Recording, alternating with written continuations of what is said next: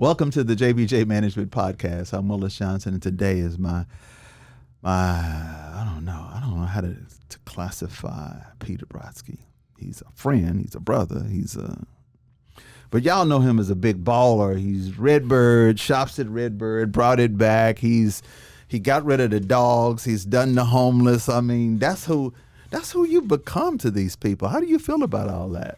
And thanks for being here. Well, thanks for having me. And I know how to describe you. You're one of my closest friends in the world. It's real easy. That's how I always describe you. But you're a three-headed animal in Dallas now. Well, I like tackling big problems. For a guy that I met with my wife in Leadership Dallas who was trying to figure out what the hell am I going to do? I've definitely figured out what I like doing. Definitely figured it out. I really love this city, and I want to do everything I can to make this city as great as it can possibly be. And you can't be a great city when half the city is neglected, and you can't be a great city when people are being attacked by dogs while they're going out for a run, and you can't be a great city when you got homeless people. You got our fellow human beings sleeping outside. It's terrible for them. It's terrible for the city. But you're a New Yorker. I'm a New Yorker. Well, why didn't you do this in New York? Well, I'm 54. I moved here when I was 24. So I'm not really a New Yorker anymore. Other than the fact that when we land at the airport, I sometimes make my wife take public transportation to our hotel. Which is normal for you. Well, that's because I'm a New Yorker, right? Somewhere in there. But I've spent my entire adult life in Dallas, Texas, and everything that I've accomplished is because of this city. Now, this is a tough question, and it's gonna. Buster Douglas hit Mike Tyson with the left hook and took him out. So this is a left hook coming. I'm just telling you. All right, you go. Get ready for this left hook. I'm ready. Because I've heard your name, if you were mayor, you still standing? I'm still standing. If you were mayor, because you are a New Yorker that's comfortable with public transportation, what would you do differently about public transportation in Dallas? That is a really good question. The public transportation system in Dallas is very challenging because Dallas is not a public transportation city. People in this city generally don't want to take public transportation. Right. In New York, it's in the DNA, and there's a subway station on every corner. Every year when my family and I go to the fair, I think to myself, we should take DART. Yeah, right. Why not? Because by the time you drive from my house to Mockingbird Station to pick up DART, you'd be almost at the fair. And so I'm not trying to be harsh on DART. I think what DART does is very, very important, and it provides transportation for people who don't have automobiles. But I would definitely not be pushing to try to induce people who have cars to be taking DART more often. I just don't think that's not who we are as a city. How do we change the culture? Because I think you're exactly right.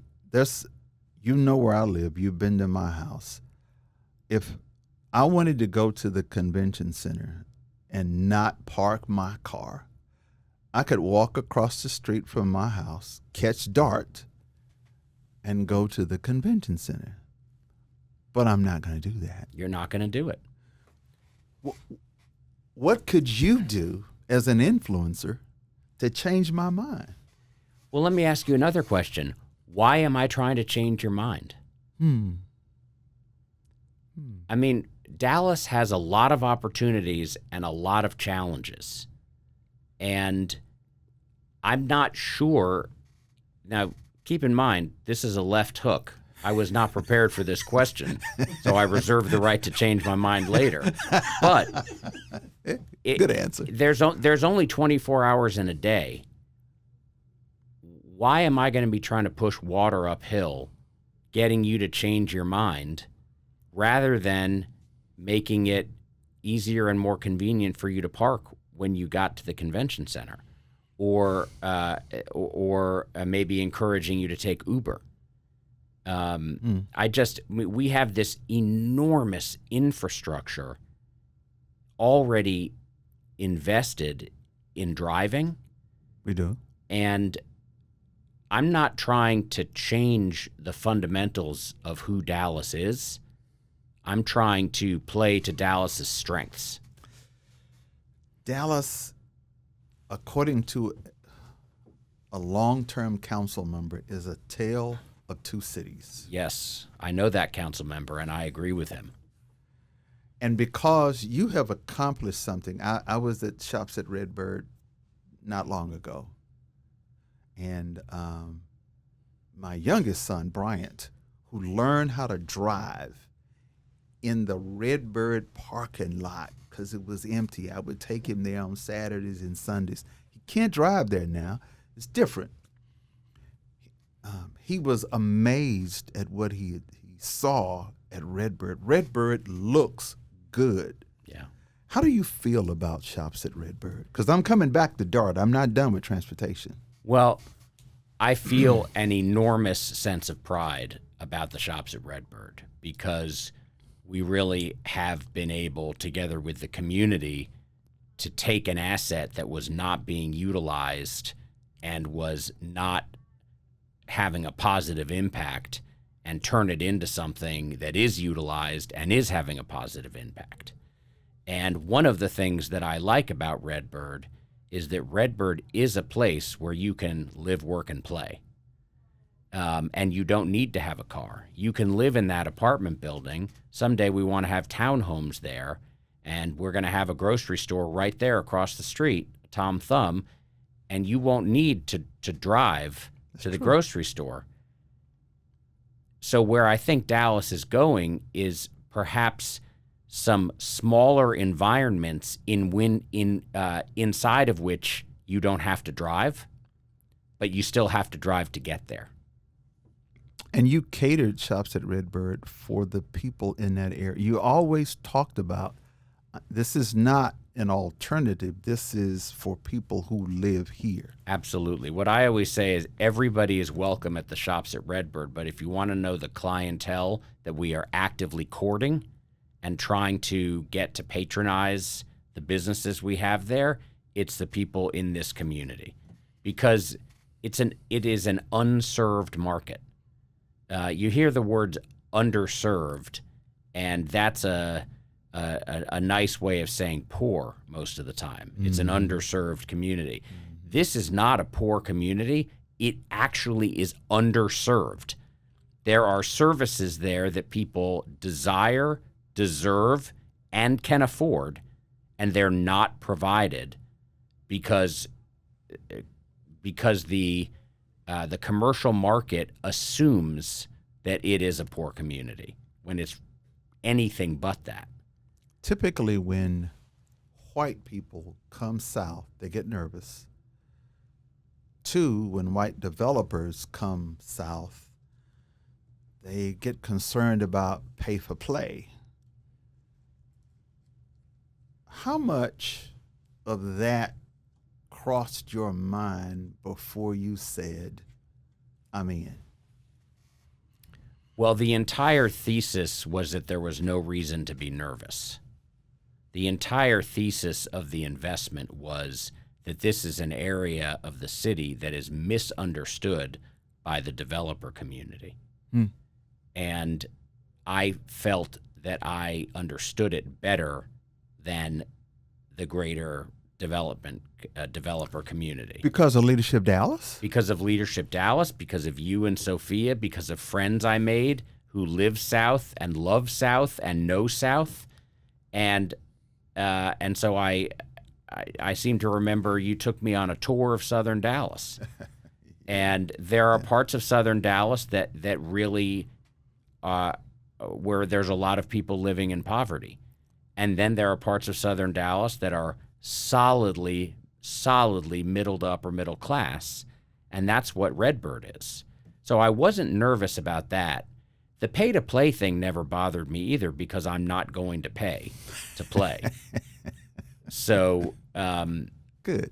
It just, like, they can try. And I'm here to tell you, no one has tried. I have not one time in almost 9 years,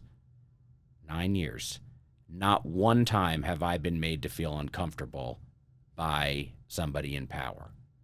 I may have arguments with them. I may have disagreements with them, but nobody has, in my experience, not one elected or appointed official has ever done something where I questioned their motives. That speaks volumes because of the reputation that had been rumored for years. Now, I go to Concord.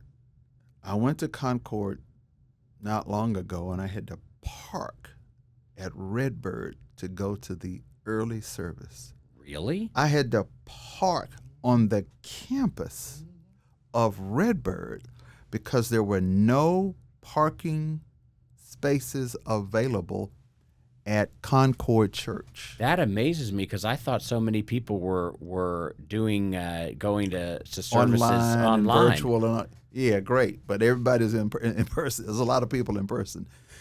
So I said to Pastor Carter, keep growing. This is great.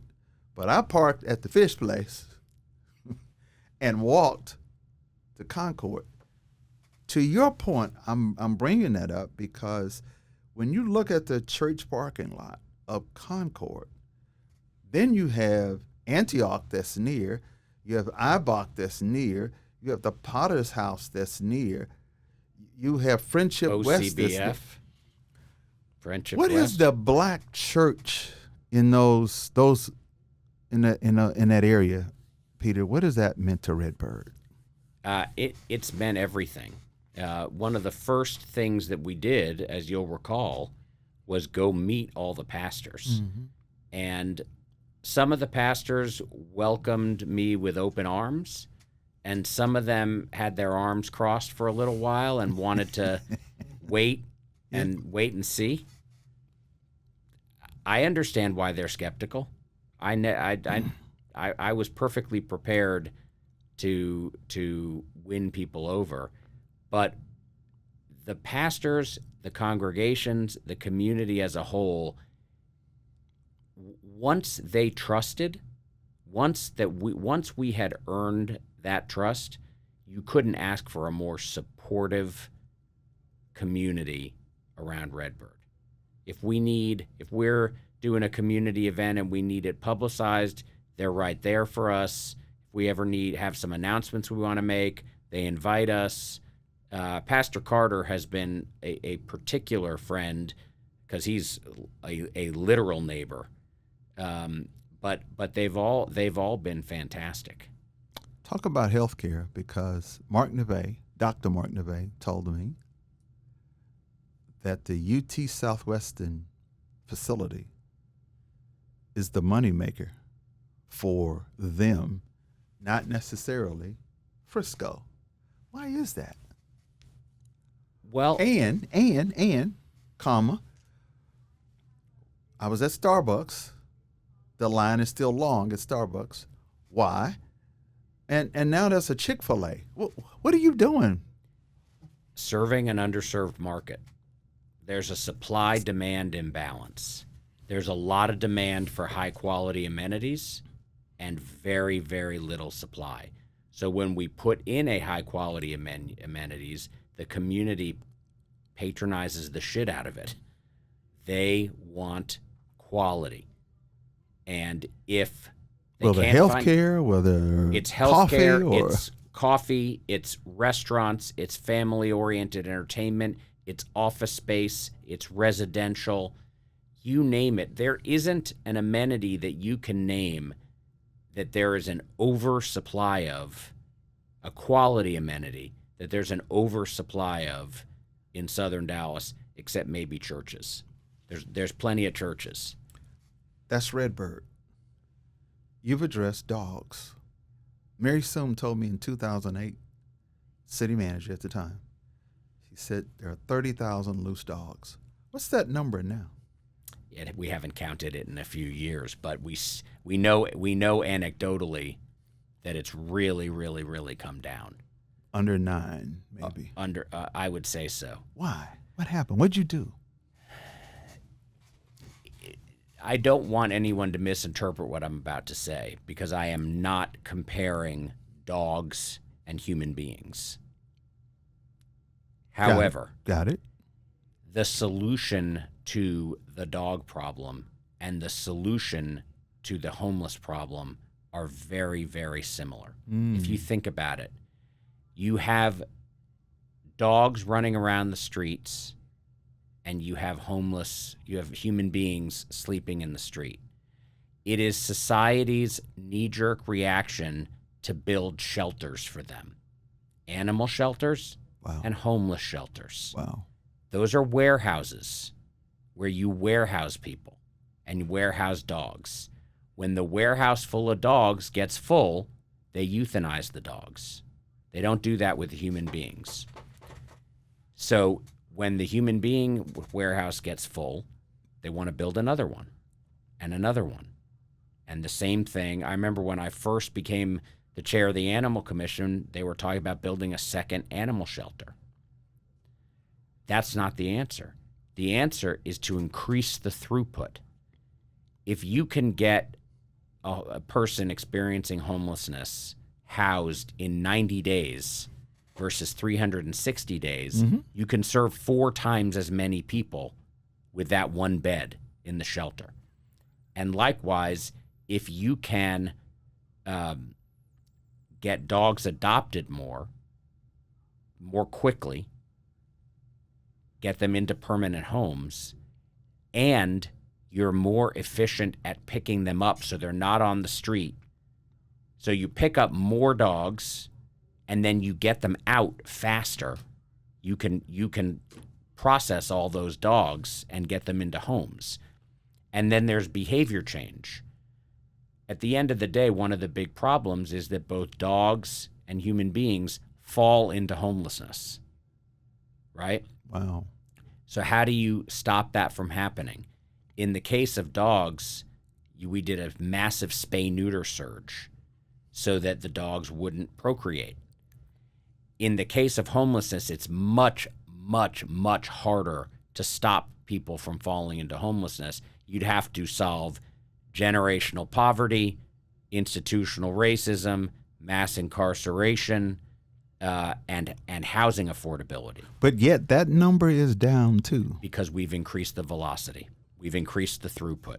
We are housing people now in 8 weeks instead of a year. So we're about to attack downtown. We're about to attack the 4 blocks around City Hall. And there's about 160 people sleeping outside in that 4-block radius, including the block you and I have talked about.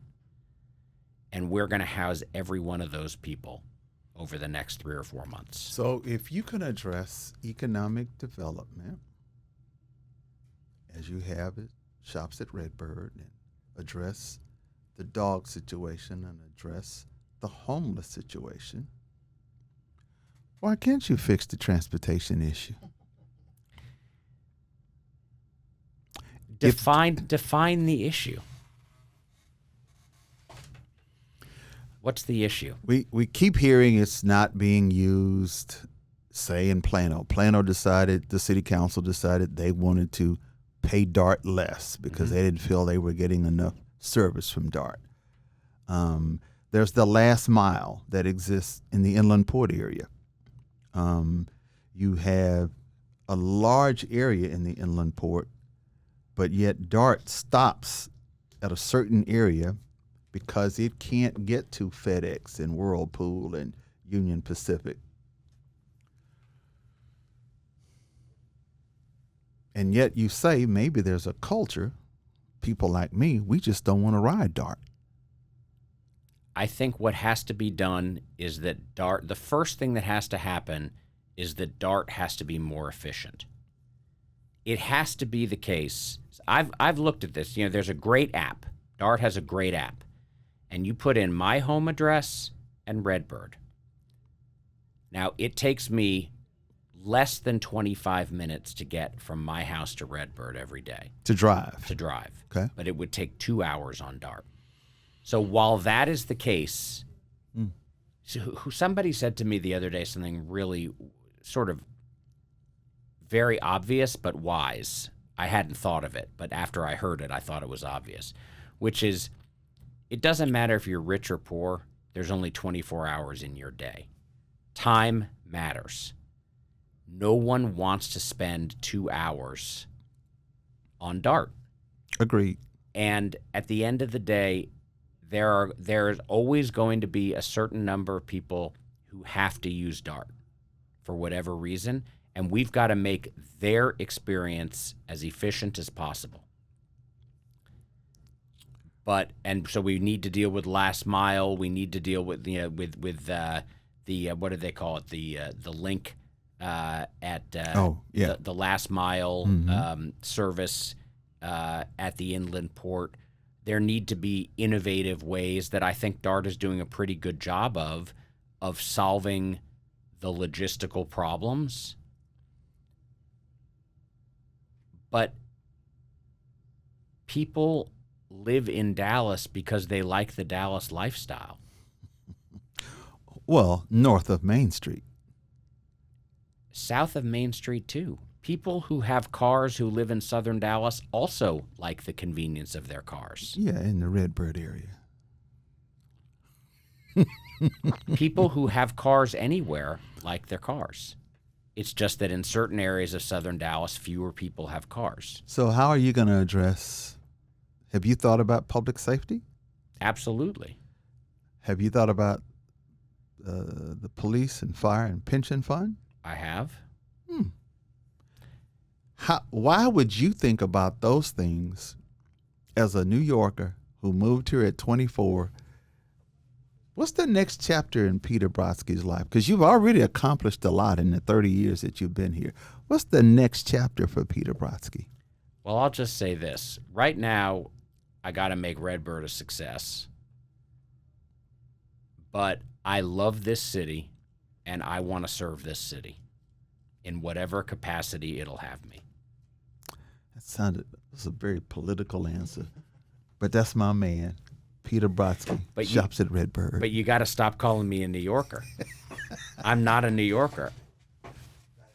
I'm a Dallasite. Yeah, you're a true Texan. I'm a Texan. You're a true Texan. So hook 'em horns.